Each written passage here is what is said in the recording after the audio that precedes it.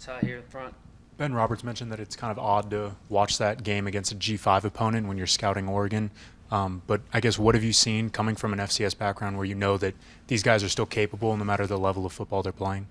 Yeah, honestly, I think a lot of my film studies have been on a lot of teams who have a similar look to us as far as what they're trying to do defensively. So that really hasn't been a game that I've watched as much as some of the other games they've played throughout the year. But yeah, I mean, I think you just look at what they do against anyone because, I mean, ultimately, if it's a college football playoff team, I mean, they have some guys who can play ball.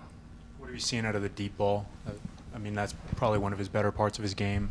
What have you seen out of that? I mean, I think he's good in a lot of places. This is one of the better quarterbacks of reading a covered shell and figuring out where he wants to go with the ball right away post snap and trying to hold safeties off and then snap back to where he wants to go with the ball. So I think he's done a really good job of that. And it'll just be on us to do our jobs in the back end. Fair.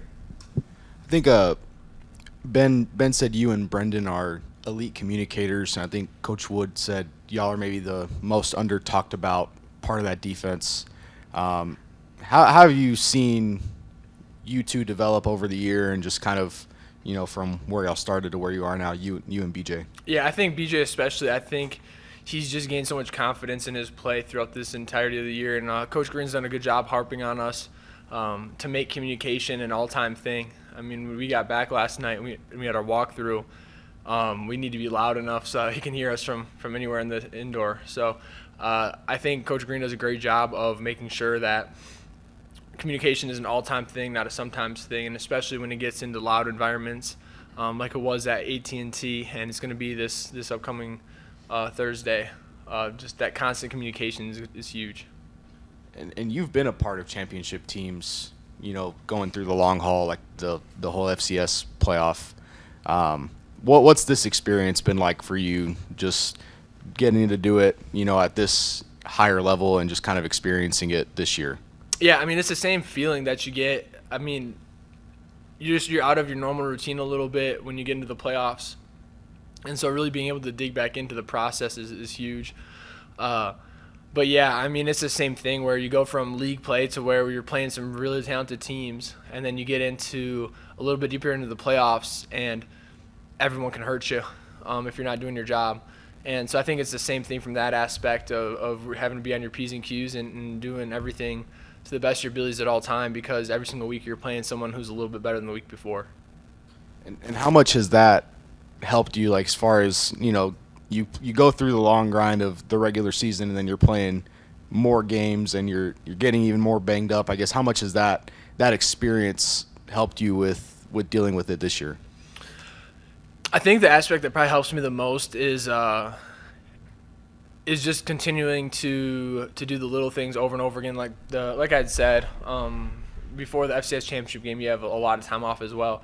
So being able to both space out, enjoy the little extra downtime you get, but then also be able to be prepared. I think that's probably the prep that's helped me the most in this for this upcoming game. Does Moore remind you of any quarterback y'all face, or what quarterback would you say he reminds you most of?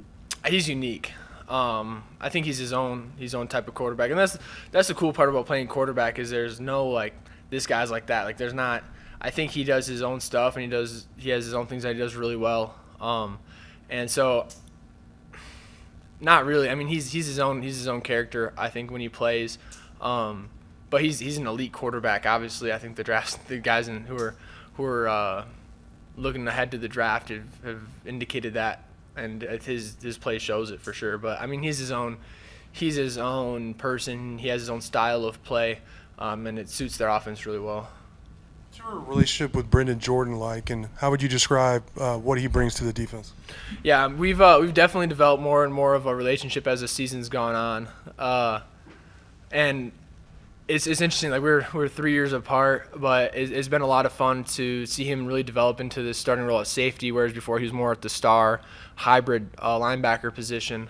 So it's been really, really fun to kind of bounce ideas off each other and see him go from a younger player within on the field and from a standpoint of wanting to go into X, Y, and Z to just becoming a very, very fundamentally sound player, very confident player. I mean, some of the plays he's made this year have just been outrageous. So I'm really, really proud of him. Do you think you guys have maybe a conditioning advantage given the warmer weather here in Miami versus what they experience in Oregon? I don't know if I'd necessarily say that. I mean, it's all just so different. I mean, they got an indoor. I mean, it's going to be 70 degrees in their indoor, just like it'll be 70 degrees on the field. I mean, it's going to be perfect playing conditions when we get out there. I mean, maybe a little bit more sun exposure, maybe a little bit more, I don't know, but it's sea level game just like they're used to. So I mean, I think the conditioning, whoever has the conditioning advantage is the team who's practicing the hardest throughout the week, specifically this next 6 days to prepare for the game. And then what kind of advice do you have for your teammates, having been through this before, just in terms of game day, getting ready and getting your mind right? I mean, it's just the same as any other game. It's obviously, like, we just got our bowl gear yesterday, and it's a lot more gear than we've ever gotten for any other game before, and it's sweet. The CFP logo's everywhere. But I mean, ultimately, when the ball is kicked, it's the exact same game that we've played numerous times before, and we just have to do the exact same thing within the defense to be successful. And the coaches are going to reiterate that, but there will be an overemphasis on our physicality, on our effort, on our strain to make sure we win this game. A while back, Joey mentioned about the portal acquisitions. Not only are making a direct impact, but they're also having career years. They're playing at their best. What does that say to you about how special this year has been and just how that led you guys to the place where you're at now? Yeah, I think a lot of that has to do with the amount that's been put into this building that we're in right now and the people that are in this building right now. The facilities that we have here allow us to be the best versions of ourselves, and the guys who are having the best years they've ever had are guys who are in this building quite a bit. Like David Bailey's been up in that training room for 2 hours already today. That's just an example. Like, there's numerous amounts of other guys who are also up in the training room, in the weight room, on the field, getting extra work in because we have all the resources here, and we're encouraged to do it.